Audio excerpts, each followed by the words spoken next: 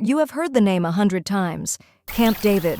Peace talks, presidential retreats, world-changing decisions. But do you know where that name actually came from? Stick with me, because the answer is one of the warmest stories in presidential history. The year is 1953. Dwight D. Eisenhower has just become the 34th President of the United States. The country is coming out of war, navigating a complicated world, and leaning on a general-turned-president to steady the ship. But on March 17th, Eisenhower does something that has nothing to do with strategy or diplomacy or world affairs. He names a place after his grandson. The retreat had existed since Franklin Roosevelt used it during World War II. Roosevelt called it Shangri-La, which was poetic, grand, and very Franklin Roosevelt. But Eisenhower was not a poetic and grand kind of man. He was a grandfather. And his grandson, a little boy named David Eisenhower, was one of the great joys of his life. So on this day in 1953, with all the power and responsibility of the American presidency on his shoulders, Eisenhower quietly renamed the retreat Camp David. No ceremony, no press conference, no announcement to the world, just a grandfather saying, "This place matters to me, and so do you." David was 6 years old. What happened next is something no one could have predicted when Eisenhower made that quiet, personal gesture. Camp David became the most consequential retreat in American presidential history. In 1978, President Jimmy Carter hosted Egyptian President Anwar Sadat and Israeli Prime Minister Menachem Begin there for 13 days of negotiations.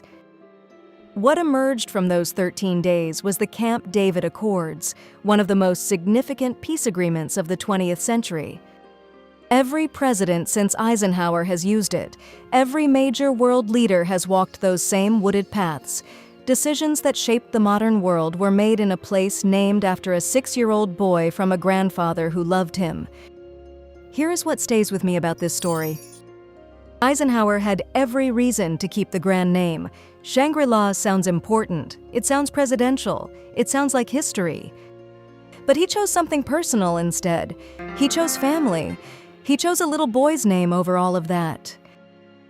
And somehow, because he made that choice, that little boy's name is now woven permanently into the story of American democracy, into peace agreements, into summit meetings, into history books that will be read long after all of us are gone. David Eisenhower grew up, went to college, and married Julie Nixon, the daughter of President Richard Nixon. He never stopped being part of the story his grandfather quietly started on a March morning in 1953. I want to ask you something, and I want you to really sit with it for a moment. Is there someone in your life whose name deserves to be remembered? Someone whose story, whose love, whose quiet and faithful presence made you who you are today? Because Eisenhower did not build a monument. He did not commission a statue or write a speech. He just put a name on a place that mattered to him, and in doing so, he told his grandson something that no words could have said as clearly. You matter. You are part of this. You belong to this story. What is the equivalent of that in your family? What name deserves to be written down, spoken out loud, passed on to the people who come after you? Because I promise you, somewhere in your family tree, there is a David, someone whose name should be remembered, someone whose story only you can tell. Do not let that name disappear. It is worth more than you know. If this story touched something in you, you are in exactly the right place. Every single day here at History Sparks, we bring you a story just like this one. Real people, real moments, the kind of history that does not just inform you, it moves you. Hit that subscribe button right now and become part of this community, because that is truly what it is.